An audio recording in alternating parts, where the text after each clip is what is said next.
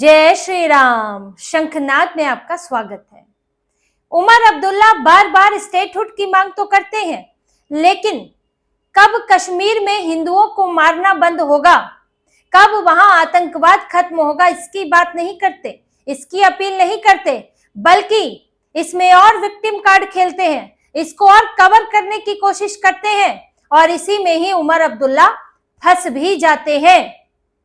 ये कैसे हो जाता है कश्मीर में कि जब जब उमर अब्दुल्ला स्टेटहुड की मांग करते हैं, कश्मीर में एक अलगाववाद की भावना को जोर देते हैं, उसको बल देते हैं और वहां पर हत्याएं हो जाती हैं, वहां पर आतंकी घटना हो जाती है।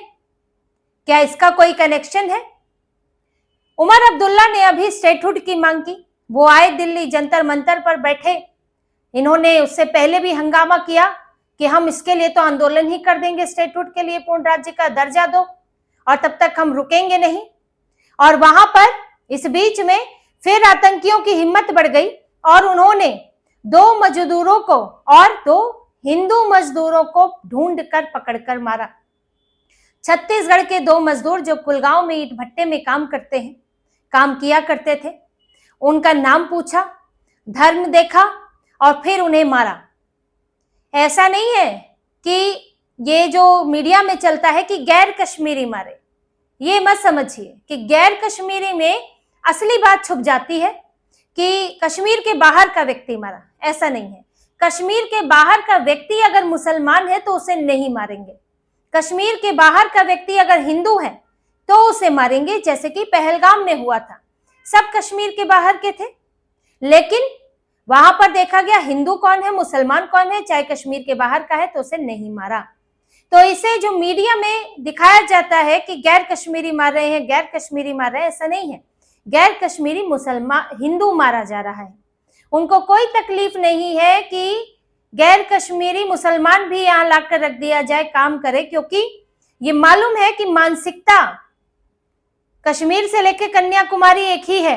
वो ना तो डेमोग्राफी बदलेगा और ना ही उसके विचार बहुत अलग हैं। वही विक्टिम कार्ड, वही कश्मीर, एक कश्मीरियत की एक अलगाववादी भावना, इसको समर्थन, तो वो उसको इसमें कोई समस्या नहीं होगी। तो इन्हें लगता है कि उसके आने से जो हमारा एक यहाँ पर प्रोपेगेंडा चल रहा है उसमें कोई असर नहीं पड़ेगा, लेकिन हिंदू और सिखों से समस्या है।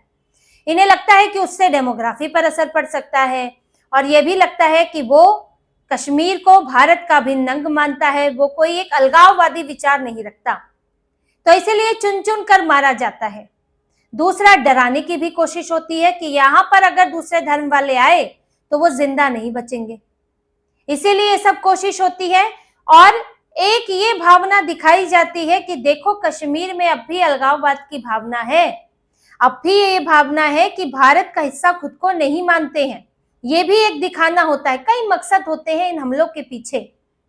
अगर सब कुछ शांतिपूर्ण है, कोई हंगामा नहीं हो रहा है, कोई झगड़ा, कोई प्रदर्शन नहीं हो रहा है, कोई हमला नहीं हो रहा है, तो इसका मतलब तो ये कि भाई स्वीकार कर लिया है, सब कुछ बढ़िया है। लेकिन जब जब ये होता है तब तब बात उठती है कि अब भी असंतोष है और उस असंतोष का परिणाम ये है। अब इस असंतोष को हवा किसने दी? किसने? ये स्टेटहुड की बात कौन कर रहा था इतने दिनों से? उमर अब्दुल्ला कर रहे थे।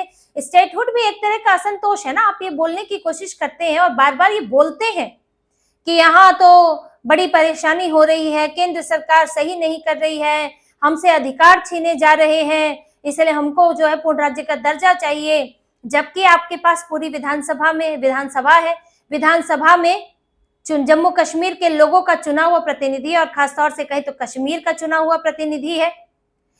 और आपके पास अगर पुलिस, लैंड, ट्रांसफर पोस्टिंग छोड़ दे बाकी सारे अधिकार है, लेकिन आपको वो अधिकार भी कम लगते हैं क्योंकि आपको पुलिस चाहिए, आपको ट्रांसफर पोस्टिंग चाहिए ताकि मनमर्जी कर सके, ताकि यहाँ पर जो पहले चल रहा था, जिस तरह से पुलिस इनके कंट्रोल में थी और यहाँ पर अलगाववाद, आतंकवाद बढ़ रहा था और उसके समर्थकों को उनके ऊपर कार्रवाई नहीं होती थी, तो इन्हें तो वो चाहिए, पूरी पावर चाहिए। इनके नेता कह चुके हैं कि इनको चाहिए कि भाई पुलिस सलाम ठोके, इसलिए स्टेटहुड मांग रहे हैं। ये उमर अब्दुल्ला की पार्टी के नेता कह चुके हैं, रुल्ला मेहदी।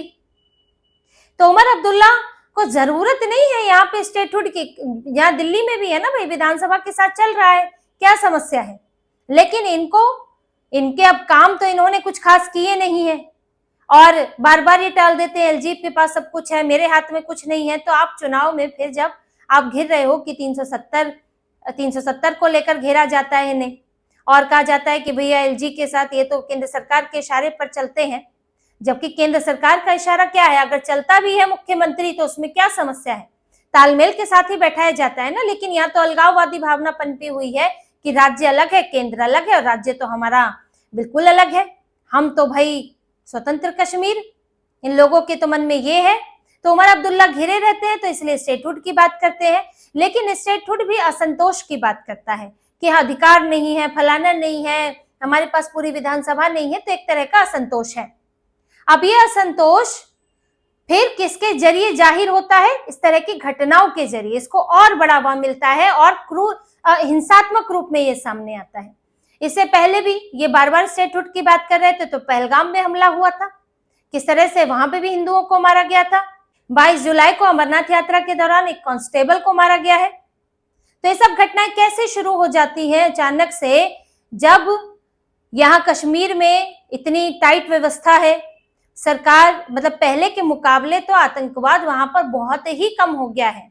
जिस तरह से वहां पर पत्थरबाजी हुआ करती थी, पत्थरबाजी तो अब तो खत्म ही है, आतंकवादी बड़ी घटनाएं हुआ करती थी, वहां के जरिए पूरे देश में फैला करते थे, लेकिन अब वो ना के बराबर है। कई आतंकवादी जहां छुपे थे मार दिए गए, अब एक बचा हुआ है, यानी कि जो इस घटना में शामिल है उनमें से एक बचा हुआ है, मोहम्मद लतीफ भट्ट, उसकी भी तलाश जारी है। इसके बावजूद भी हिम्मत हो जाती है, तो इसकी वजह यह है कि वहां की पॉलिटिकल लीडरशिप जो है वो इन चीजों को खत्म करने के लिए पूरी तरह से प्रयास नहीं करती। आप ये बात कभी नहीं वहां पर कहते हैं कि हम भारत का अभिन्न अंग हैं, हमें यहाँ से किसी भी तरह की अलगाववादी आतंकवादी विचारधारा को छोड़ना चाहिए। यहाँ पर विकास हो रहा है, केंद्र सरकार काम कर रही है आपके लिए, यहाँ पर केंद्र सरकार के साथ मिलकर हम काम कर रहे हैं। तो ये सारी पॉजिटिव भावना आप कभी नहीं भरते हैं। पीओके में हाल देखिए क्या है, आज वहां पर किस तरह से घेर कर मारा जा रहा है। जो ये बात करते हैं ना कश्मीर में हो रहा है, इंटरनेट नहीं मिल रहा था इन्हें, इंटरनेट बड़ी आफत हो गई थी इनके लिए, और वो भी क्यों बंद किया गया था? ताकि गलत इंफॉर्मेशन ना फैले और कश्मीर के हालात खराब ना हो।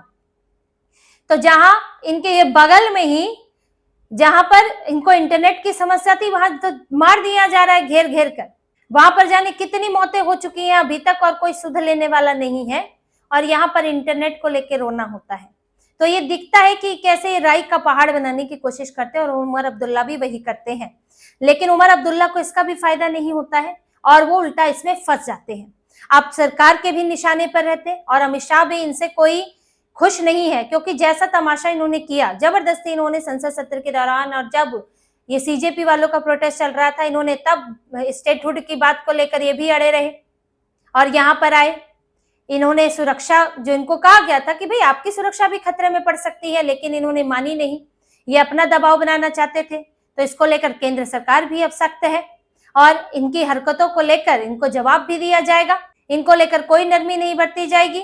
और यही हाल रहा तो उमर अब्दुल्ला को इधर तलब किया जा सकता है, जो हाथ में है वो भी हाथ से जा सकता है, क्योंकि जब भी इस तरह की घटनाएं होती हैं, आतंकी घटनाएं होती हैं, तो उससे केंद्र सरकार के लिए भी मुश्किलें खड़ी होती हैं, सुरक्षा बलों के मनोबल को भी ठेस पहुंचती है, और जब कोई उसे बढ़ावा देता है तो फिर उस पर नकेल कसनी जरूरी हो जाती है। उमर अब्दुल्ला कि जब यहाँ पर प्रदर्शन कर रहे थे तो उनके खिलाफ बीजेपी ने वहां भी प्रदर्शन किया था कि यहाँ जब बाढ़ आई हुई है, बाढ़ आई थी उस समय, और ये यहाँ दिल्ली पहुंचे हुए, तो किस बात के आप वहां पे मुख्यमंत्री हैं, और बाढ़ आई थी इसी तरफ जम्मू की तरफ ज्यादा। तो उमर अब्दुल्ला अपने राज्य में तो चारों तरफ से घिरे हुए हैं, और यहाँ केंद्र सरकार के साथ अगर ये तालमेल नहीं बैठाते हैं तो यहाँ भी इनके लिए मुश्किल ही खड़ी होने वाली है। और जिस तरह के हालात बन रहे हैं उसमें अगर ये बार बार अब स्टेटहुड की बात करेंगे तो फिर इन्हें केंद्र सरकार की तरफ से सख्त कार्रवाई का सामना करना पड़ सकता है। इसलिए अभी चुप्पी साध ली है और बोल रहे हैं, फारूक अब्दुल्ला को आगे कर दिया है कि नहीं ये कैसे हो जाता है, जब भी स्टेटहुड की मांग करते हैं तो कैसे हमला हो जाता है, क्योंकि इनको तो तकलीफ ये हो जाती है कि स्टेटहुड की मांग के साथ हमला हो गया, अब आप मांग कैसे करोगे?